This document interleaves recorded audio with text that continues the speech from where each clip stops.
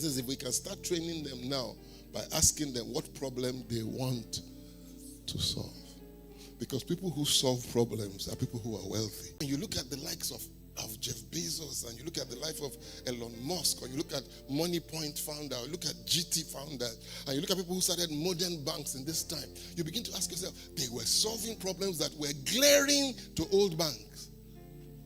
How many of you know you had to take your grandmother with you to First Bank to go and open an account so that she would testify that you are her grandson? Now you can use your mobile phone and your BVN to open a bank account. They solve problems. So solving problem is critical. So it's what skill am I building? What am I learning now? He now began to talk about apprenticeship, which the Igbos have perfected.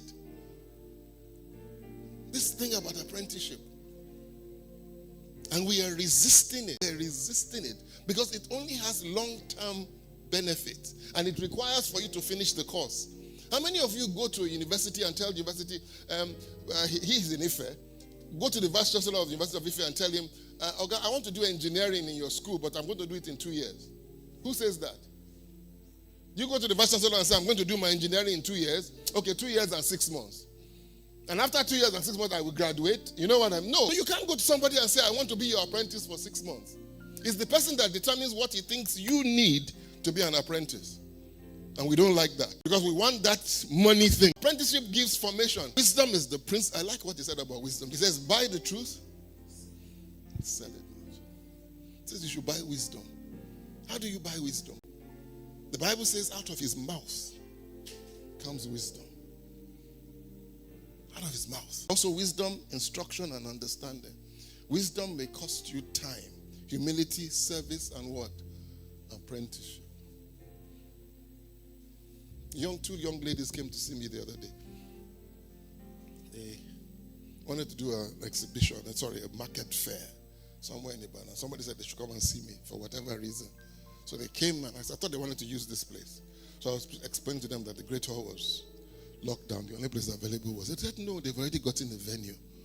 So I said, okay, great. Where's the venue? One funny backyard of a particular church. I said, okay, that's fine. I said, have you been online? They said, they've not been online. I said, have you? I started asking them, basic questions. Have you marketed? What are the benefits to the people who are coming? What are you offering them and all that? They said they didn't think about all that. I already knew that they were in trouble. So I backed away a little bit so that I don't discourage them. Okay, what can I do for you?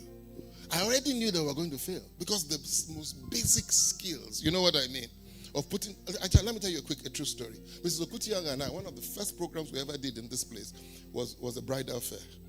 She likes me. She was a member of my church. So she wanted to support New Stream. So she said, okay, let's do a bridal fair here. Mrs. Okutiang and I ran around Ibadan organizing the bridal fair. We arranged the hall. We got about 100 people to take stands at the bridal fair. We were proud of ourselves. They paid. It wasn't free of charge.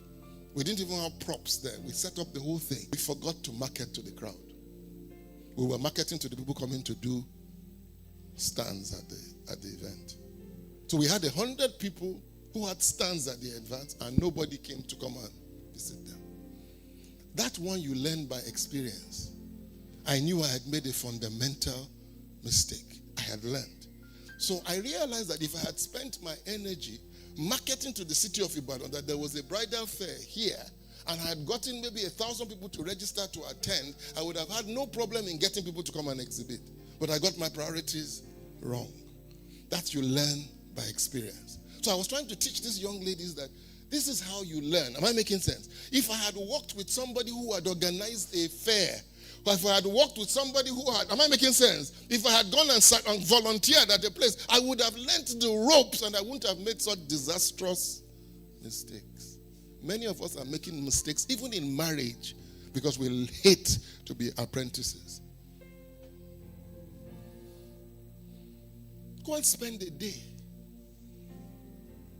Even if you're a big man and you own your own company, go and sit down with somebody who's more successful than you. Just go and sit down with them and say, teach me. Am I making sense? It takes a little bit of humility.